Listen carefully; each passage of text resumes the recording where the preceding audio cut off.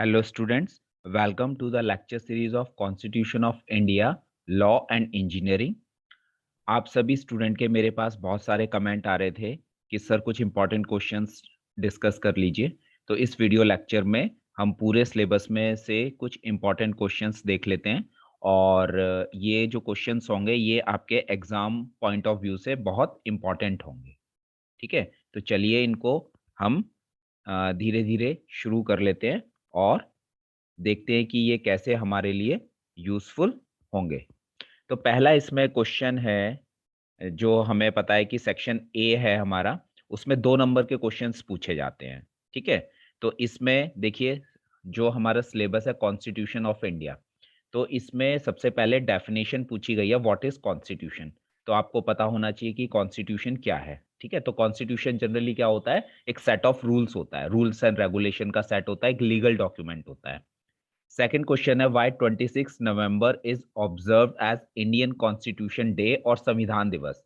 26 नवंबर को हमारा जो डे है उसको इंडियन कॉन्स्टिट्यूशन डे और संविधान दिवस के रूप में क्यों मनाया जाता है। ठीक है, नेक्स्ट है व्हाट इज बायकैमरल सिस्टम।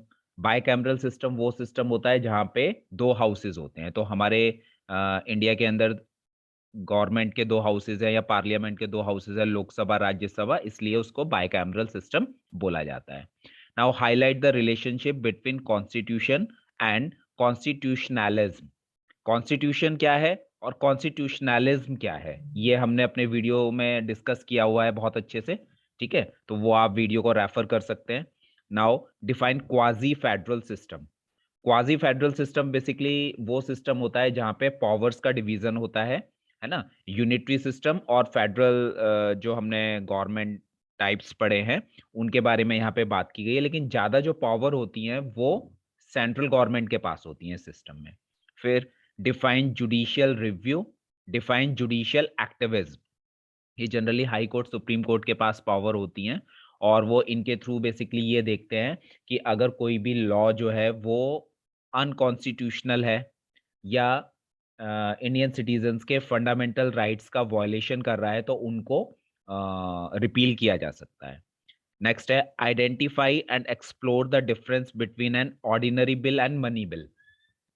तो जब हमने लोकसभा राज्यसभा हमने डिस्कस किया था अपने वीडियो लेक्चर्स में, तो वहां पे ऑर्डिनरी बिल और मनी बिल को समझाया गया है। ठीक है, तो ऑर्डिनरी बिल का रेफरेंस और मनी बिल का अगर हम देखें दोनों में इंपॉर्टेंस क्या है ना, और दोनों में क्या डिफरेंस है, ये आप वीडियो लेक्चर में देख सकते हैं। इंपॉर्टेंट क्वेश्चन है ये। Next, discuss in brief the collective responsibility of the council of ministers. Council of ministers की जो कलेक्टिव रिस्पॉन्सिबिलिटी होती है वो क्या होती है, उसको बहुत ब्रीफ में डिस्कस करना है। Then who is Lokayukta and who is Lokpal. Lokpal और लोकायुक्त जनरली क्या होते हैं, हमारे एंटी करप्शन ऑम्बेड्समैन होते हैं। लोकपाल हमारा सेंट्रल गवर्नमेंट में होता है और लोकायुक्त हमारा हमारे जो है हर एक स्टेट में होते हैं। Then define law of torts और सिविल रॉन्ग। डिफरेंट टाइप्स के हमने लॉ पढ़े हैं, तो उसमें एक हमारा लॉ आता है लॉ ऑफ टॉर्ट्स। नेक्स्ट है what is arbitration. Arbitration basically एक मेथड होता है जिसके थ्रू जो डिस्प्यूट्स होते हैं उनके कोर्ट के बाहर सेटल किया जाता है। Next, what is tribunal. ठीक है, ट्राइब्यूनल्स क्या होते हैं। Define natural justice. तो ये जनरली बेसिकली इस तरह के क्वेश्चन है जो डेफिनेशन पूछी गई है और 2 नंबर में इनको पूछा जा सकता है। Now what is the objective of right to information act. सूचना का अधिकार, है ना, right to information act important है। इसका मेन ऑब्जेक्टिव ये है कि जितनी भी पब्लिक अथॉरिटीज होती हैं उनसे हम क्या कर सकते हैं, इंफॉर्मेशन ले सकते हैं। Now what is a patent, what is patent, what is copyright, what is trademark, इस तरह के 2-2 नंबर में क्वेश्चंस पूछे जा सकते हैं। What is e governance. Next, differentiate between digital signature and digital certificate.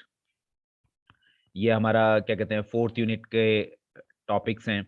Then describe patent cooperation treaty. 4 तरह की ट्रीटी हम लोगों ने डिस्कस करी थी अपने वीडियो लेक्चर में, तो वहां पे आप इसको देख सकते हैं कि पेटेंट से रिलेटेड डिफरेंट कंट्रीज के बीच में क्या ट्रीटीज हुई हैं, है ना, उनकी बात की गई है। Then can inventions be protected only by patents, example explain giving examples, क्या इन्वेंशंस जो होते हैं वो पेटेंट के थ्रू प्रोटेक्ट किए जा सकते हैं, तो कुछ हमें एग्जांपल के थ्रू इसको बताना है। Now what is abridged prospectus, यहाँ पे प्रोस्पेक्टस की बात की गई है।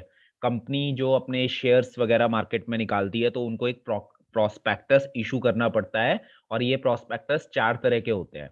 तो प्रोस्पेक्टस पे हमने डिटेल वीडियो बनाया हुआ है। Now who is shadow director, फिर ये दूसरा इसमें क्वेश्चन है व्हाट इज डीम्ड प्रोस्पेक्टस, और नेक्स्ट है इसमें व्हाट इज इंफॉर्मेशन मेमोरेंडम। ये जो इंफॉर्मेशन मेमोरेंडम टर्म है ये भी प्रोस्पेक्टस से रिलेटेड है। ठीक है, तो जब आप प्रोस्पेक्टस वाला वीडियो देखेंगे तो वहां पे आपको इसका आंसर मिलेगा व्हाट इज इंफॉर्मेशन मेमोरेंडम। तो इस तरीके से 2-2 नंबर में ये क्वेश्चंस आपसे पूछे जा सकते हैं। अब देखिए, जो हमारा सेक्शन बी होता है उसमें 5 क्वेश्चन आते हैं और उसमें से आपको 3 क्वेश्चन करने होते हैं। ठीक है, तो यहाँ पे हमने नंबर ऑफ क्वेश्चंस ज्यादा दिए हैं ताकि आपको आइडिया रहे कि किस तरह के क्वेश्चंस आ सकते हैं। तो पहला है इसमें what is preamble, is it a part of the constitution, also explain its significance. तो ये तो हमें पता है कि हमारा जो कॉन्स्टिट्यूशन है, हमारा जो प्रीएम्बल है वो कॉन्स्टिट्यूशन का ही पार्ट है ना। तो प्रीएम्बल को डिस्कस करना है और उसका इंपॉर्टेंस बतानी है। Now who is governor, explain the functions and powers of governor. Then what is the principle of natural justice, explain primary rules concern with natural justice. जो 2 प्राइमरी रूल्स है हमारे, है ना, nemo judex in causa sua and audi alteram partem, ये 2 rules हैं, basic rule. ठीक है, तो इनको एक्सप्लेन करना है। Then what do you mean by intellectual property, intellectual property का क्या मतलब होता है, तो इसमें बेसिकली आप patent, copyright, trademarks, trade secret, geographical indicators, ठीक है, इंडस्ट्रियल डिजाइंस, इनके बारे में लिखेंगे। Explain various types of intellectual property. Then what is a prospectus, prospectus क्या होता है और प्रोस्पेक्टस के कंटेंट्स क्या क्या होते हैं, मींस प्रोस्पेक्टस में किस तरह की इंफॉर्मेशन होती है वो इसमें आपको बताना है। Then describe the salient feature of the constitution of India, जो हमारा कॉन्स्टिट्यूशन ऑफ इंडिया है उसके सेलिएंट फीचर्स बताने हैं। तो लगभग ये 15 से 20 सेलिएंट फीचर्स हैं, ये हमने डिस्कस किया हुआ है। फिर नेक्स्ट क्वेश्चन है describe the various process of amendment of the constitution of India under article 368। तो जो हमारा आर्टिकल 368 है कॉन्स्टिट्यूशन का, उसमें पूरा प्रोसेस बताया गया है कि कॉन्स्टिट्यूशन में किस तरीके से अमेंडमेंट किया जा सकते हैं। तो 3 प्रोसेस बताए हैं, है ना, उन 3 प्रोसेस को इसमें आपको एक्सप्लेन करना होगा। देन लॉ क्या होता है, explain various types of law. Then ये क्वेश्चन यहाँ पे रिपीट हो गया है, ये हमने ऊपर डिस्कस कर लिया अभी, what do you mean by intellectual property. फिर 5th यूनिट से क्वेश्चन है व्हाट इज सोल ट्रेडर। जब हमने टाइप ऑफ बिजनेस को डिस्कस किया था तो उसमें हमने बात यहीं से शुरू करी थी कि सोल ट्रेडर्स कौन होते हैं, है ना, और सोल ट्रेडर के आपके एडवांटेज और डिसएडवांटेजेस क्या होते हैं। फिर जो आगे के आपके क्वेश्चंस हैं जो सेक्शन सी में होंगे 3, 4, 5, 6, 7, इसमें 2 क्वेश्चन पूछे जाएंगे और उसमें से आपको कोई एक करना होगा। तो आपकी प्रैक्टिस के लिए यहाँ पे हमने 4-4 क्वेश्चंस दिए हैं। What are the ways we can amend the constitution of India, ये अभी हमने पीछे देखा कि कॉन्स्टिट्यूशन ऑफ इंडिया में कॉन्स्टिट्यूशन को हम कैसे अमेंड कर सकते हैं, उसके प्रोसेस क्या है। तो बस क्वेश्चन की लैंग्वेज चेंज करके दे दिया गया है। और फिर यहाँ पे दिया गया है discuss 5 major amendments made since independence which you think has shaped our future। ऐसे 5 मेजर अमेंडमेंट्स बताने हैं। तो जैसा हम जानते हैं कि हमारे कॉन्स्टिट्यूशन में 105 टाइम्स अमेंडमेंट हुआ है, तो उसमें कोई से भी 5 जो है आपको अमेंडमेंट बताने हैं। Now what right a note on the government of India act of 1935। ये जो गवर्नमेंट ऑफ इंडिया एक्ट है 1935, ये बहुत इंपॉर्टेंट एक्ट है ना। इस पे मुझे लगता है कि ये क्वेश्चन इस बार जरूर आएगा, तो इस क्वेश्चन को आप बहुत ध्यान से पढ़िएगा। Explain the emergency proclamation provisions provided in the constitution of India, how many types of emergencies are there in constitution of India, explain. ठीक है, तो हमारे देश के अंदर इमरजेंसी कैसे लगती है, कौन लगाता है, कितने टाइप की इमरजेंसी होती है, वो इसमें आपको एक्सप्लेन करना है। तो बेसिकली 3 टाइप की इमरजेंसी यहाँ पे हम एक्सप्लेन करेंगे। Then what are the salient features of the Indian independence act of 1947। ये जो एक्ट है इंडियन इंडिपेंडेंस एक्ट, ये भी बहुत इंपॉर्टेंट है क्योंकि यही एक एक्ट है जिसके थ्रू हमें लास्ट में चल के 1947 में इंडिपेंडेंस मिली थी। Question number 4, discuss the procedure of election and removal of the president of India. President of India जो है उनका इलेक्शन किस तरीके से होता है और उनको रिमूव कैसे किया जा सकता है। रिमूव किया जाने का यहाँ पे मतलब है कि प्रेसिडेंट के अगेंस्ट इम्पीचमेंट कैसे चलाया जा सकता है। Next, describe the powers and function of Lok Sabha, describe the power and function of Rajya Sabha. ठीक है, और एक और इसमें क्वेश्चन है, how is the prime minister of India elected. India के प्राइम मिनिस्टर कैसे इलेक्ट होते हैं, उनके पास क्या क्या पावर्स होती हैं। ठीक है, और उसको आपको अच्छे से एक्सप्लेन करना है। Then what are tribunals, describe major tribunals in India, how they differ from courts. ये बेसिकली जो 4 क्वेश्चन है ये हमारे थर्ड यूनिट से हैं। ट्राइब्यूनल्स क्या होते हैं और ये ट्राइब्यूनल्स जो हमारे सुप्रीम कोर्ट, हाई कोर्ट या डिस्ट्रिक्ट लेवल के जो कोर्ट होते हैं उनसे किस प्रकार से डिफरेंट होते हैं। Describe jurisdiction and powers of supreme court. Jurisdiction का मतलब है अधिकार क्षेत्र। तो सुप्रीम कोर्ट के पास क्या पावर है और सुप्रीम कोर्ट के पास सुप्रीम कोर्ट का अधिकार क्षेत्र क्या है। ठीक है, सुप्रीम कोर्ट किस तरह के केसेस की सुनवाई करता है, तो ये आप वीडियो में अच्छे से देख सकते हैं। What is alternative dispute redressal system, ADR system की बात की गई है। तो जैसे अभी पीछे हमने आर्बिट्रेशन को 2 नंबर में देखा, व्हाट इज आर्बिट्रेशन। तो आर्बिट्रेशन बेसिकली जो है वो ऑल्टरनेटिव डिस्प्यूट रेड्रेसल सिस्टम का ही एक मेथड है ना। तो कोर्ट के बाहर जब हम सेटलमेंट की बात करते हैं तो उसको ऑल्टरनेटिव डिस्प्यूट रेड्रेसल सिस्टम बोलते हैं। तो इसको एक्सप्लेन करने के बाद आपको आर्बिट्रेशन का प्रोसेस किस तरीके से होता है इंडिया के अंदर वो यहाँ पे एक्सप्लेन करना है। नाउ, हाउ द जज of high court is appointed, high court के जज किस तरीके से अपॉइंट होते हैं, उनका एलिजिबिलिटी क्राइटेरिया क्या होता है। ठीक है, ये एक्सप्लेन करना है। फिर नेक्स्ट क्वेश्चन है जो है हमारा क्वेश्चन नंबर 6, ये यूनिट 4 से है।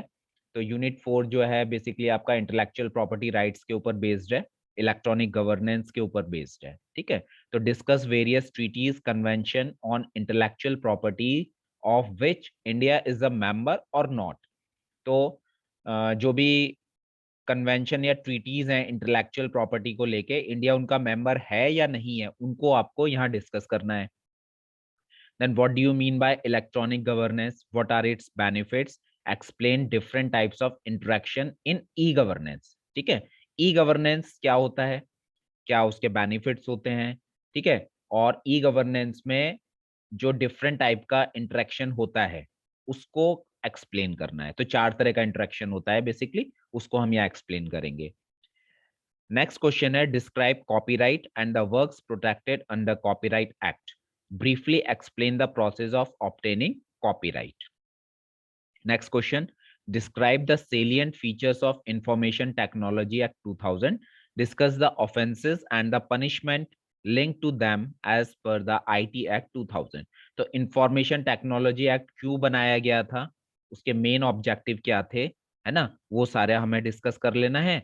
और आईटी एक्ट के अंदर जो पनिशमेंट्स ऑफेंसेस बताए गए हैं और उनसे रिलेटेड जो फिर पनिशमेंट दी जाएंगी उनके बारे में बात की गई है, तो उनको एक्सप्लेन कर लेना है यहाँ पे। और नेक्स्ट है हमारा क्वेश्चन नंबर 7, ये हमारा लास्ट यूनिट से है। तो जैसे आपको पता है कि मेजर पोर्शन जो है 7th यूनिट में वो टाइप ऑफ बिजनेस और कंपनी एक्ट के बारे में है।